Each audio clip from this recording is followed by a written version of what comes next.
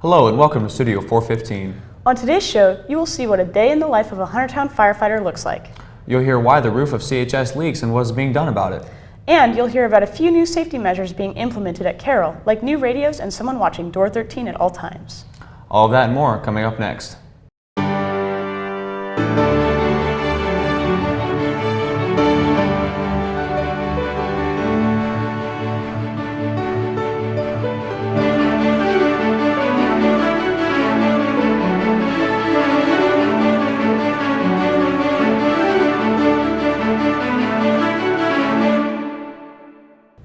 Welcome to Studio 415. I'm Megan Holt. And I'm Luke Relia.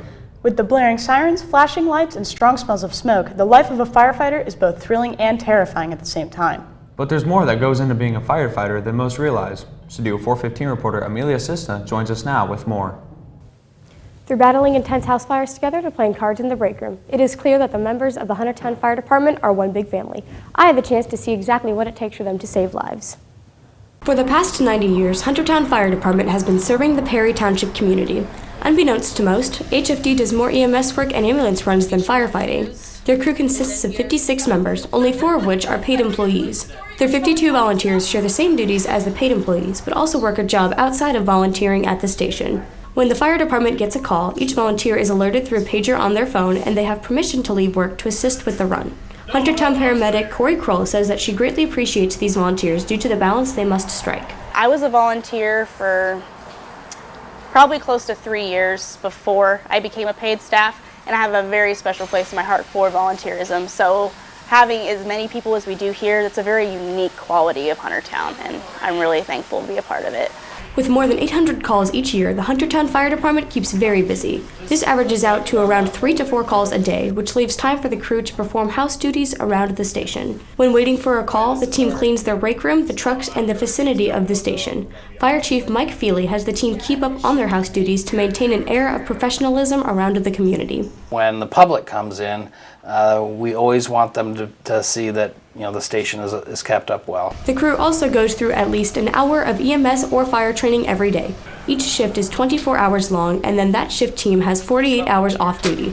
With the allotted time to recharge, the crew spends their extra time watching movies, playing games, and sleeping because they may be up during the night on runs. This allows time for the crew to de-stress between runs during their shifts. I feel like a lot of people understand that it can be kind of crazy at times, but it's not crazy all the time. I'd say probably 70% of our runs that we go on are non-critical. The 30% are crazy, and it's the stuff that you see in the movies and the stuff that you see on the news. In addition to the 56-member staff, there are high school and college interns who help out around the station.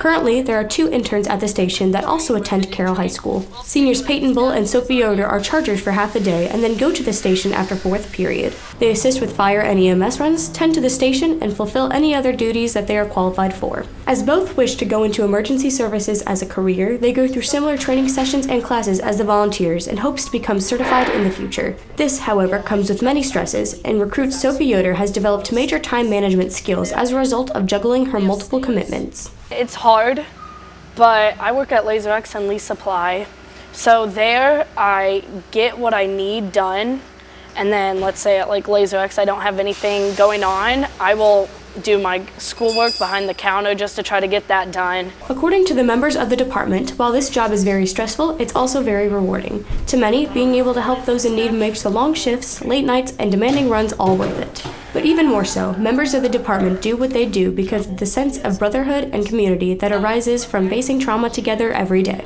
Emergency service is a huge part of my life. I like to help people. I like the community I serve, and I think it has defined my character. This organization kind of showed me what family is. Not saying that I came up from a bad family life, but just very close-knit. I know all my people, their wives, their children's names. It's not average for a work. Normally at work you have co-workers, but this is more like family. Even amongst their 9-to-5 jobs, the Huntertown Fire Department does a fantastic job of keeping our community safe. Be sure to thank them for their hard work and dedication. For Studio 415, I'm Amelia Sisna. In the past few years, you may have noticed trash cans in the halls of Carroll collecting drops of water from the ceiling. As the trash cans continue to increase in number and more ceiling tiles are stained with a brown ring from a leak, more questions grow about the roof at Carroll. Studio 415 reporter Gabby Adamson went on the roof to get answers. For a few years, the roof of Carroll High School has had some leaks in it. As students and staff walk through the hallways, they can see where the leaks are in the ceiling. However, it can be hard to tell where the leaks are coming from to fix the problem, since the leaks may be starting in different areas than where they are actually seen. First thing you have to do is find it. Finding a leak on a roof is not the easiest thing because once the water comes in, sometimes it travels before it becomes noticeable. So you've got to go identify where the leak is. John Miller explains that there are different types of roofs around Carroll and that they all are affected by things differently. Additionally, when they built the school, they installed heating and cooling units on it. They had to drill holes in the roof to install the units. We have chillers, we have heating ventilation units that will have penetrations through the roof, piping and electrical. So those are areas also that can create a situation where you have more likely to end up with a leak. Though the roof does have some leaks, the roof isn't scheduled to be replaced for several years. John Miller says that replacing the roof is a long and expensive process that they have scheduled for all of NACS. Students have little information on this issue and would like it replaced now. Some students at Carroll believe that these leaks cause there to be more traffic in the hallways. A major problem because when you're walking through the hallways and there's something like a big trash can, it really causes traffic and there already is enough. Some students of Carroll believe that the leaking roof will cause mold and gross smell along with it. It can cause mold and nasty smells, and it's just gross to be in a school with stuff that's dripping down on you walking through the hallways. The issue of mold is a possibility, but it is not a major problem as of right now. Though the leaking roof has caused some minor setbacks, it's not a major concern. From Studio 415, I'm Gabby Adamson. Many students have noticed that there have been two ladies, one in the morning and one in the afternoon, sitting outside of door 13. I had the chance to explore who they are, what they do, and why they are here. Here's my story. Coy Hagan and Crystal Wark are two of the new employees here at Carroll High. Their new position is called a security aide at door 13. Hagan is excited to be here and believes that she is the front line for security at Carroll. I watch kids coming in through door 13. I recognize a lot of them. If I see somebody that I don't think belongs, such as a parent or somebody else walking in, I do stop them. I'll question them. A lot of times I'll question students when they come in early in the morning before they're supposed to. Now, the main reason behind this position was all about safety. With all the school shootings and concern with the administration, it was a collective decision to make her position here at Carroll an important one, especially with door 13 being the most used door throughout the day. It was an obvious choice for her to sit right next to it. Principal Brandon Bidding believes that this was an opportunity to prevent an accident from happening. As we took a look at each building and we took a look at the areas of concern that each building across the corporation had as far as just entry points into the building, we identified door 13 as an area that we needed to give some attention to. And so I guess it was in a kind of a joint working relationship as a corporation as a whole, just identifying spots in our building that needed some attention. The precaution taken here with the installment of this position is to be aware and to take action if there was ever an emergency close or right around door 13. However, Hagan's procedure is pretty simple. My first action would be to pick the radio up and call for help. That's basically all I'm able to do at this point, is to get the correct people down here to take care of the situation. The demand for this job is really only relevant in the high school because in the middle school and elementary schools, there's only about one door that people come in and out of. So this position right now is only in high school. Hagan and Rourke's main responsibility is to know who is and isn't supposed to be in the building. So make sure to stop by and say hi. For Studio 415, I'm Luke Relu. As times change, so does the way Carroll handles safety and communication. In this story, Studio 415 reporter Cole Daly explores why CHS has these new yellow two-way radios. In my story, you will hear from administration and teachers about why new radios were given to staff and how they are expected to increase school safety. The biggest impact the new two-way radios gives is another layer of communication from administration to the teachers, whereas before most communication came from either the telephones or the PA system.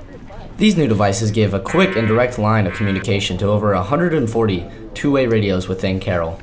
While administration and custodians carry digital radios that are able to communicate on different channels, but still be able to reach the teacher radios when needed.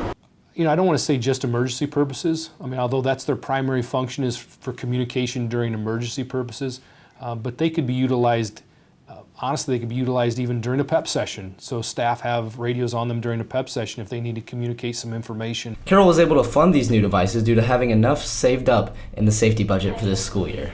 These radios can be used in almost any situation where communication is needed, such as a health crisis, during lockdowns, or during power outages, and even evacuations. Safety is always developing. You have to adapt to what's going on in society. You have to adapt to new technology. You have to adapt to new threats. It's one of those things where you hope for the best, but you always plan for the worst. It is advised for teachers to keep them accessible during a situation, but are not required to be on at all times during the school day. Not only have new ways of communication came to Carroll, but most of NACS as well. With every new thing comes improvements. Some staff thinks extra training would be beneficial, but all teachers and students agree that these new radios provide another level of safety here at Carroll. So now I'm able to, should an intruder come in, I have the ability to pick that up and let everybody know instantly, and they can let me know. I mean, that communication is vital in emergency situations. If you have any more questions, feel free to contact the administrator. For Studio 415, I'm Cole Daly. Northwest Allen County Schools welcomed a fun guest for both young children and aspiring artists on October 3rd and 4th. Pop-up book creator Matthew Reinhart did not just share his books with the district, but he offered meaningful advice as well. Studio 415 reporter Caitlin Cooper joins us in the studio to bring us more. In my report, I had the privilege of talking to Reinhart to learn about his background and to see what he had to say about students pursuing careers in the arts. Matthew Reinhart is a famous illustrator and paper engineer that visited NACS schools to speak about his craft. He presented his pop-ups to the children in elementary school, as well as led workshops for high school students. Published in 1999, his debut book was titled The Pop-Up Book of Phobias. He has come out with numerous books since, and some are still in the works. However, it is not all fun and games.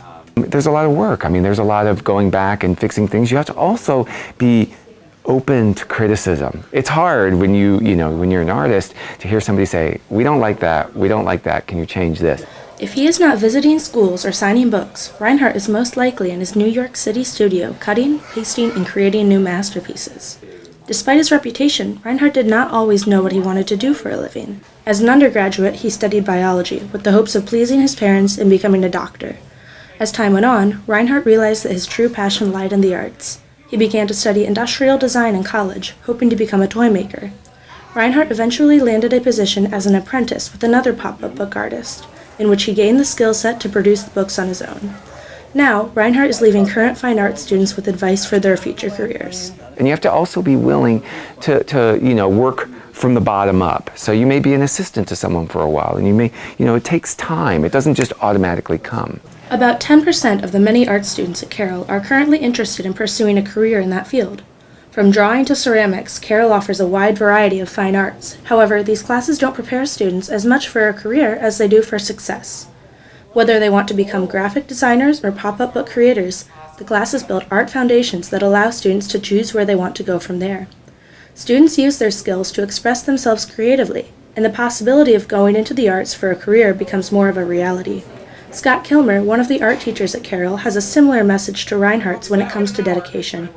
Being passionate about what you're doing, love doing it every day, waking up wanting to create, and being willing to work hard. It's not all about, so many people think that art is just about being born artistically, and it's not. If you want to get better at art, you practice like you do anything else in life. It takes more than pure talent to be successful in an arts career. From building a strong foundation to refining those techniques, students have a lot of work ahead of them if they see art in their future.